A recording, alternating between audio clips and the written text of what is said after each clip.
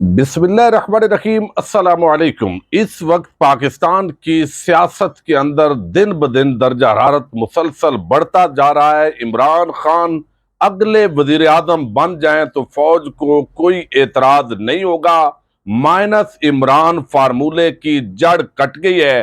कप्तान बाजवा मुलाकात की अंदरूनी कहानी के अंदर जो बड़े इंकशाफात सामने आए हैं, उन्होंने हलचल मचा दी है और पीटीआई की असम्बलियों के अंदर वापसी के हवाले से इमरान खान के साथ क्या मामलात तय पा गए हैं। इंतहाई बड़ी खबर है जिसकी तफसील आपके सामने रखने जा रहा हूं और उम्मीद करूंगा कि आप समाअत करने के बाद हमेशा की तरह अपने कीमती फीडबैक से जरूर आगाह करेंगे। इस वक्त बहुत सारी जगहों पर हम देख रहे हैं कि गुज़श्ता रोज chief justice of Pakistan justice Umar Ata Bandial साहब ने भी ये बात की, फिर chief justice Islamabad high court justice अतर मिनल्ला ने भी ये बात की कि तहरीक इंसाफ को फौरी तौर पर असम्बलियों में जाना चाहिए, वहां पर अपनी जंग लड़नी चाहिए। जबकि इमरान खान और पीटीआई के जो हार्ड लाइनर हैं, उनका ये नुक्ता नजर है कि हमें असम्बलियों में नहीं जाना, चूंकि अमरीकी साजिश के जरिए ये हुकूमत हमारी तब्दील की गई है, अवाम हमारे साथ है, लिहाजा पुरअमन जमहूरी एहतजाज के जरिए एक बड़ी तब्दीली की तरफ बढ़ेंगे। अब अगर तो पीटीआई असम्बलियों के अंदर नहीं जाती तो अल्टीमेटली जो चेयरमैन नैब की तकर्री हुई है या जिस तरीके से चीफ इलेक्शन कमिश्नर और बाकी जो अराकीन है, बाकी जो तनाजात जिन्होंने अगले इलेक्शन के हवाले से कुछ आम चीजें जो है जिन पर इतफाक राय होना जरूरी है, वो बहुत मुश्किल हो जाएगा और अगला इंतखाबात भी मुतनाज़ा हो जाएंगे। जैसे आर्मी चीफ की तकर्री का मामला जो है वो इस वक्त हो रहा है। पहले तो आपको बताऊं कि आज इमरान खान साहब रहीम यार खान के अंदर तो तकरीर करने जा रहे हैं, लॉन्ग मार्च का ऐलान भी होगा। अवाम भी इस वक्त लाखों की तादाद के अंदर जो है वो मौजूद है सड़कों पर। और आज भी जो सोशल मीडिया के लिए आप देख रहे हैं, यूट्यूब है, बाकी जो टूल्स है, वो किसी भी तरीके से इंटरनेट को जो है वो इंटरप्ट करने की कोशिश की जा सकती है, क्योंकि हुकूमत तो मुकम्मल पर घबराई हुई है। लेकिन अब एक खान साहब ने और जो बात की है, ये इकोनॉमी से रिलेटेड आज रिपोर्टर से, और इसके अंदर उन्होंने कहा है रिपोर्टर ली कि अमरीकी साइफर के तहकीकात की जाए तो असम्बली वापस आ सकते हैं। हमारे एस्टेब्लिशमेंट से अच्छे ताल्लुकात थे, पता नहीं कब कैसे खराब हुए। अपोजिशन से ज्यादा हुकूमत को एस्टेब्लिशमेंट से ताल्लुकात की जरूरत होती है। हम अपोजिशन में हैं, अपोजिशन में रहते हुए ताल्लुकात कैसे हो सकते हैं? पाकिस्तान में एस्टेब्लिशमेंट एक हकीकत है, पाकिस्तान में एस्टेब्लिशमेंट के पास तमाम इख्तियारात मौजूद हैं। बाकी खित्ते की मजबूरी सूरत हाल, अमरीका के साथ ताल्लुकात, शहबाज शरीफ की तकरीर पर भी उन्होंने बात की और इमरान खान ने कहा कि मौजूदा हुकूमत ने नैब के जो है पर काट कर जो तरमीम की हैं, 1100 अरब रुपए का डाका डाला है। इसहाक डार जो इश्तिहारी था, जो जिस पर केसेस थे, अब वो वापस आ रहा है और मईशत और आफ्ताब को मुस्तहकम बनाने के लिए जामे मनसूबा बंदी हम भी कर रहे हैं कि आगे हुकूमत आती है तो किस तरीके से पाकिस्तान की जो मईशत है उसको बेहतर करना है। अब एक तरफ लॉन्ग मार्च और दूसरी तरफ असम्बलियों के अंदर वापसी। इसी हवाले से ये बात सिर्फ अदलिया नहीं कर रही, बल्कि ये फौज का भी मुतालबा है। और उसके अंदर जो शर्त है, एक शर्त तो इमरान खान ने बता दी कि अमरीकी जो साइफर है उसकी हतमी जो तहकीकात हैं गैर जानबदारी के साथ, क्या इमरान खान की हुकूमत को हटाने के पीछे अमरीकी साजिश थी या नहीं थी?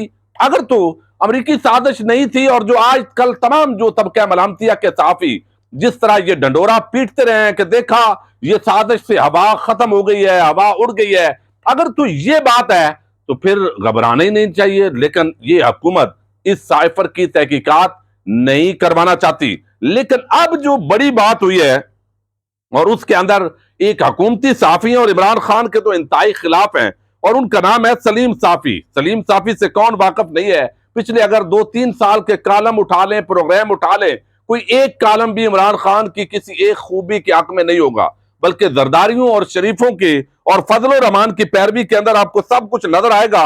लेकिन इन्होंने ये चूंकि कुछ हलकों के बड़े करीबी हैं, कुछ जो है वो गडमड भी करते हैं, अपनी जो खास राय है उसको एक खास एंगलिंग भी देते हैं, सिर्फ इसलिए कि एक मीटिंग के अंदर वो कहते हैं कि इमरान खान ने कहा कि ये सलीम साफी बड़ा कमीना आदमी है, कोई इस तरह की बात की। और वो आज तक उन्होंने इमरान खान के उस जुमले को सच साबित करने के लिए एड़ी चोटी का वो जोर लगा रहे हैं और मुसलसल लगाते जा रहे हैं। चूंकि ये जो बात मैं आपके सामने रखने जा रहा हूं, आपको खुद अंदाजा होगा कि रोजाना عمران خان نے جو بات کی تھی اس کو کس طرح سچ ثابت وہ کرنا چاہتے ہیں. بہرحال ایک بڑا نام ہے صحافت کا، معتبر نام ہے، معتبر نہیں کہتا لیکن صحافت کا ایک بڑا نام ہے. انہوں نے عمران خان اور army chief general Qamar Javed Bajwa کی جو ملاقات ہوئی ہے اس کی اندرونی کہانی وہ سامنے لے کر آئے ہیں. جہاں پر ڈنڈی ماری ہے وہ بھی میں پوائنٹ آپ کے سامنے رکھوں گا، اور جہاں پر بات درست ہے اور یہ فوج کی ڈیمانڈ ہے اور پھر اگلا وزیر اعظم عمران خان ہوگا اور فوج رکاوٹ نہیں ڈالے گی، اس کے اندر جو شرط رکھی گئی ہے وہ چیز بھی آپ کو میں اسی سے بتانے لگا ہوں. اور جس طرح جنرل فیض حمید کو تو خاص طور پر ٹارگٹ کرنے کی کھلی چھٹی ہے اور کسی کے رینک اینڈ فائل کو کوئی اثر بھی نہیں پڑتا، کوئی پریس ریلیز بھی نہیں آتی اور کوئی شٹ اپ کال بھی کسی کو نہیں دی جاتی. اس وقت چند صحافی اور چند سیاستدان جنرل فیض حمید کو مسلسل ٹارگٹ کر رہے ہیں، متنازعہ بنا رہے ہیں، لیکن وہ جذبات ہمیں نظر نہیں آتے جو عمران خان کے دو جملوں پر وہ نظر آئے تھے. اب یہاں پر انہوں نے ابتدا کے اندر تو اپنی تعریف کی کہ میں سیلاب پر بات کرنا چاہتا تھا، لیکن جو ہے اس وقت سیاست بڑی عجیب ہے. ایوان صدر میں آرمی چیف اور عمران خان کی ملاقات کیوں کیسی ہوئی اور اس کا کیا نتیجہ نکلا؟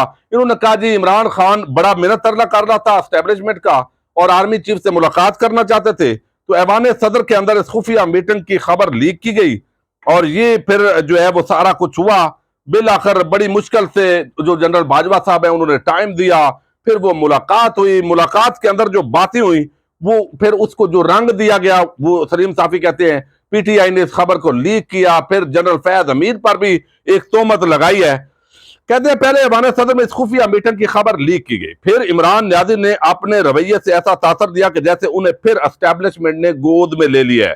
پھر ساتھ ایک اور جھوٹی خبر پھیلا دی کہ آرمی چیف ایک کور کمانڈر کی گاڑی میں جا کر ایک سیف ہاؤس میں عمران نیازی سے ملے.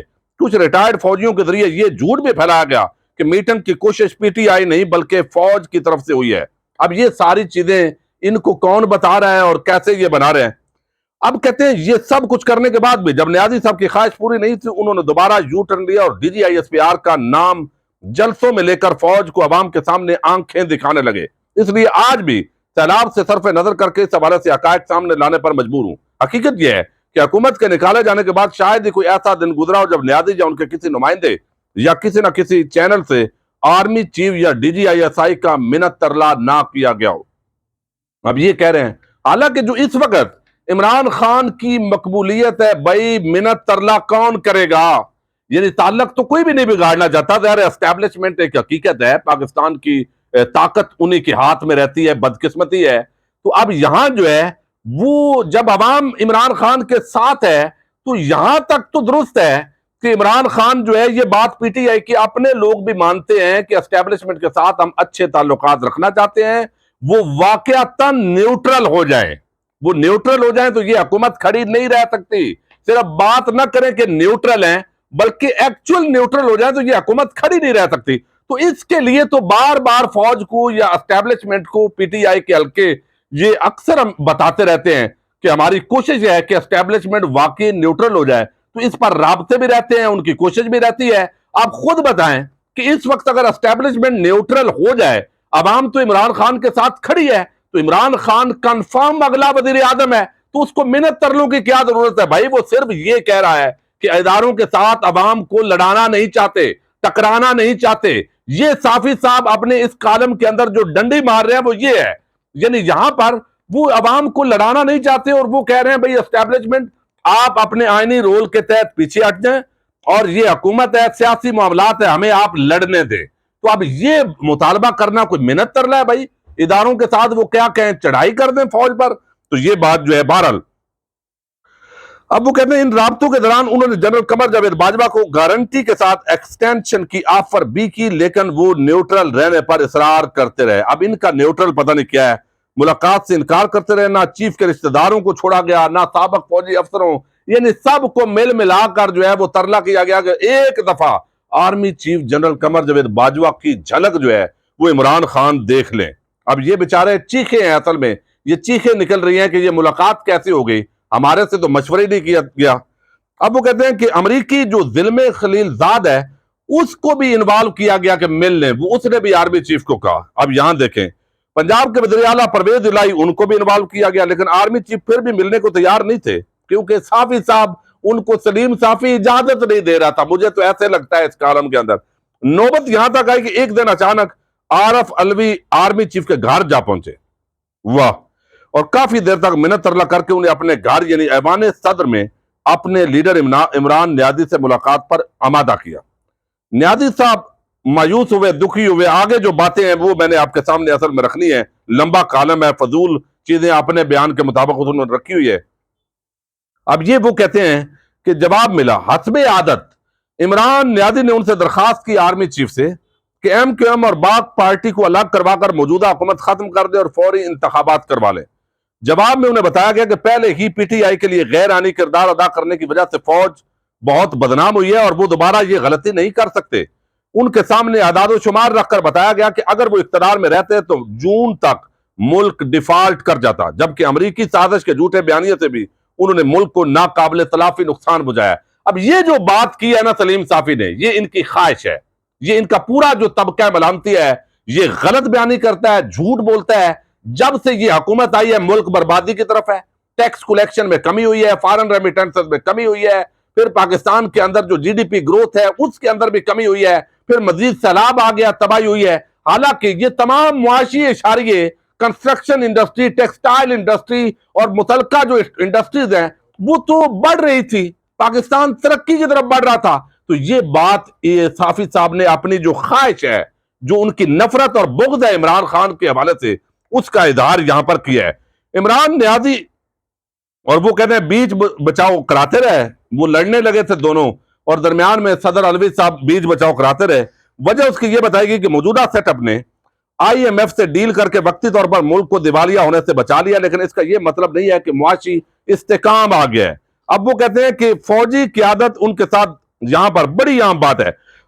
انہوں نے کہا کہ ان کے تمام احسان فراموشیوں اور فوج میں تقسیم کی کوشش کے باوجود فوجی قیادت ان کے ساتھ دشمنی نہیں چاہتی, اور نہ یہ چاہتی ہے کہ ان کے ساتھ وہ سلوک ہو جو بھٹو یا نواز شریف وغیرہ کے ساتھ ہوا. لیکن فوج انہیں فوری طور پر الیکشن نہیں دے سکتی. کیوں بھائی؟ اگر عوام ساتھ کھڑی ہے تو فوج کا تو آئینی رول ہے. لیکن اس کی وجہ وہ کہتے ہیں یہ بتائی گئی کہ موجودہ سیٹ اپ نے آئی ایم ایف سے ڈیل کر کے وقتی طور پر ملک کو ڈیفالٹر ہونے سے بچا لیا, لیکن یہ مطلب نہیں ہے کہ معاشی استحکام آ گیا ہے. ابھی بھی ڈالر اور مہنگائی کنٹرول میں نہیں آ رہا ہے.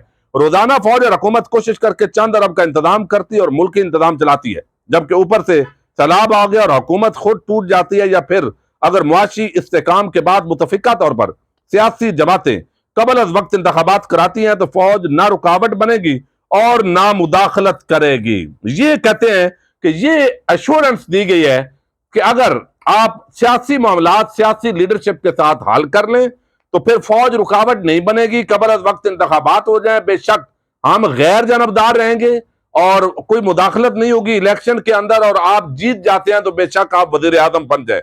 یہ سلیم صافی مخالف ہونے کے باوجود بھی یہ بات مان رہا ہے. انہیں یہ بھی کہا گیا کہ اس وقت بھی 2 صوبوں اور گلگت بلتستان میں ان کی حکومت ہے, اور مشورہ دیا گیا کہ بہتر ہوگا کہ وہ پارلیمنٹ میں دوبارہ جائیں اور مفاہمت کے ذریعے ملک کو معاشی بحران سے نکال لیں اور نئے انتخابات کا راستہ نکالیں. وہ اگر پاپولر ہو رہے ہیں تو فوج ان کا راستہ نہیں روکے گی, اور اگر وہ اگلے انتخابات جیتتے ہیں تو آرام سے جیت لیں. فوج اسی طرح لا تعلق رہے گی جس طرح پنجاب کے ضمنی انتخابات میں لا تعلق رہی ہے. تو chief justice of Pakistan, chief justice Islamabad high court اور پھر چیف آف آرمی سٹاف سب کہہ رہے ہیں کہ اسمبلیوں میں واپس جائیں, آپ کی بڑی مہربانی ہوگی. تو منت ترلا کون کر رہا ہے بھائی؟ یہ بھی آپ دیکھیں.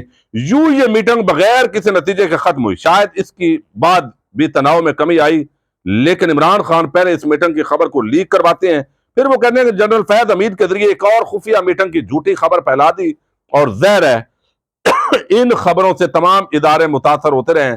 لیکن جب انہیں احساس ہوا کہ نومبر سے پہلے کسی صورت نئے انتخابات نہیں ہو سکتے اور کسی بھی صورت ان کے ہاتھوں کو ان کے پسند کے نئے آرمی چیف کی تقرری کی خواہش پوری نہیں ہو سکتی, تو وہ دوبارہ بلیک میلنگ پر اتر ہے.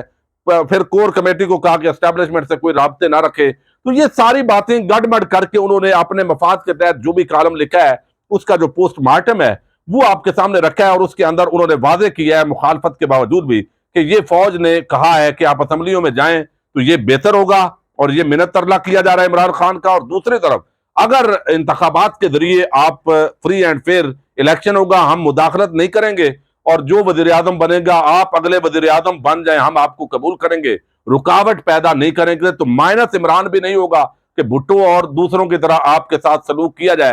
تو یہ چیزیں جو ہے وہ اس وقت ڈیولپمنٹ ہوئی ہے، یہی وجہ ہے کہ نون لیگ کے بڑے بڑے لیڈر اس وقت گھبرائے ہوئے ہیں کہ معاملات اگلے انتخابات تک قریب بھی آ سکتے ہیں اور بدل بھی سکتے ہیں۔ ویڈیو لمبی ہو رہی ہے، اگلی تفصیلات اگلی ویڈیو میں رکھیں گے، اجازت دیجیے گا، اللہ حافظ۔